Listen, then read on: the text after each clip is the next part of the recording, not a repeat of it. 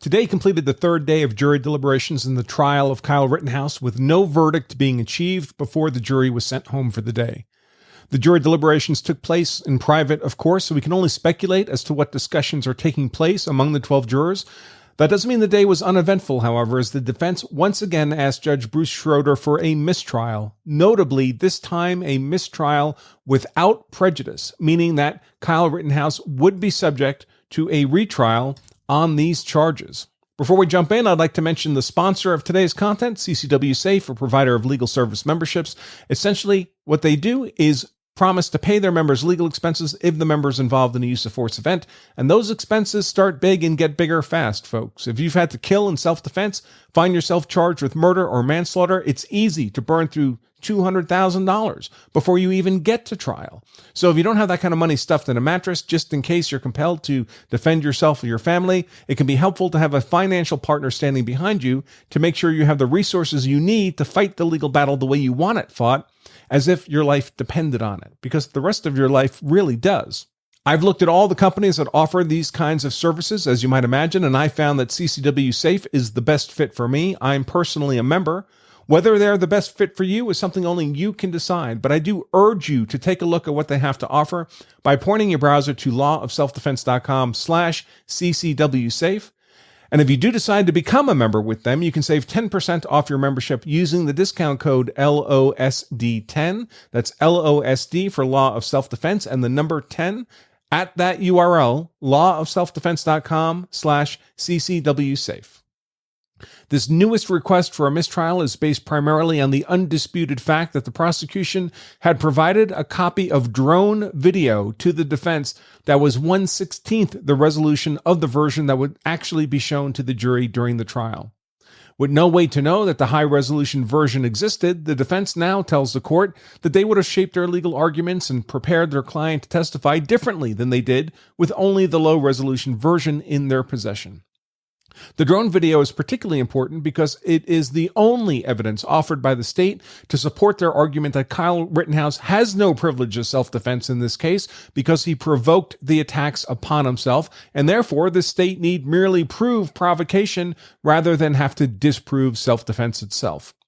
The act of provocation, specifically the claim that he pointed his rifle at others, provoking Joseph Rosenbaum to chase him across the CarSource parking lot, is supported by no other evidence but for this video. Without this video, then, there is no act of provocation, and the prosecution would then have the unlikely-to-win task of attacking Kyle's claim of self-defense directly. The prosecution has a constitutional obligation to provide the defense with the evidence to be used against the defendant in court, and failed to substantively meet this obligation by providing the defense with only a low-resolution version of this video rather than the high-resolution version actually used as evidence before the jury. Assistant DA Krause had a laundry list of excuses for why the defense ended up with only a lower resolution, smaller file size, different file name version of this critical drone video, including blaming everybody but himself. Indeed, both his colleague, Assistant DA Binger, and lead detective Howard were blamed by Krause, as well, of course, as the defense itself. The judge was unconvinced by these excuses and suggested the possibility of putting the prosecution on the witness stand themselves to testify under oath as to how this video mix-up occurred. Interestingly, a photo purportedly of Assistant DA Krause's laptop screen being projected onto the large 4K TV screen in the courtroom shows the presence of an imaging software named Handbrake. I lack any technical expertise or experience with Handbrake software, but apparently a core purpose is to generate low-definition versions of high-definition videos. This has led to speculation that the provision of the low-resolution video to the defense was not an accident at all, but rather an intentional act of the prosecution. If so, this would be prosecutorial misconduct sufficiently grievous to not only warrant a mistrial with prejudice, but certainly misconduct and possibly even malicious prosecution charges.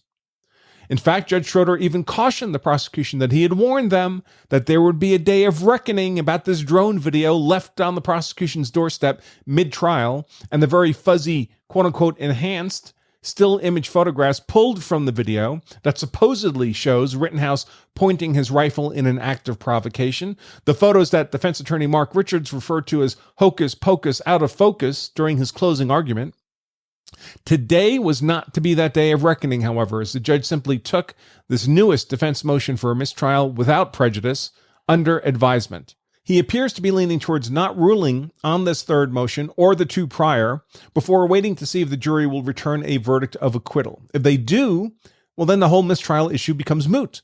On the other hand, if the jury returns any guilty verdicts, the judge can theoretically revisit the mistrial motions then. That the drone video was playing an important role of some kind in the jury's deliberations became clear this afternoon when they asked to be able to view the video as part of their deliberations and on the large 4K TV screen in the courtroom. This was permitted by the judge, who had the courtroom vacated so the jurors could deliberate in privacy, as is the norm.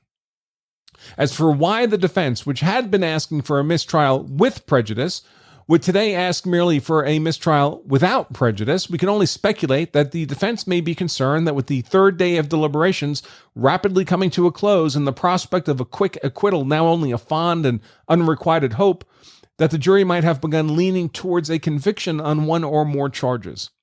A mistrial, even without prejudice, would be a better outcome than a conviction, despite the awareness that a retrial would surely follow.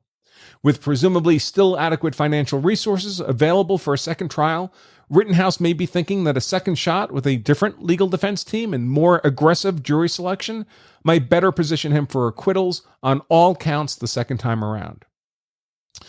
So I've embedded in the text version of this content the highlights of the day, particular events that occurred of interest, as well as embedded video clips from the courtroom of those events themselves. So if you'd like to see that, I urge you to click over to the text version of today's content. You can find the link to that in the description of this video or podcast.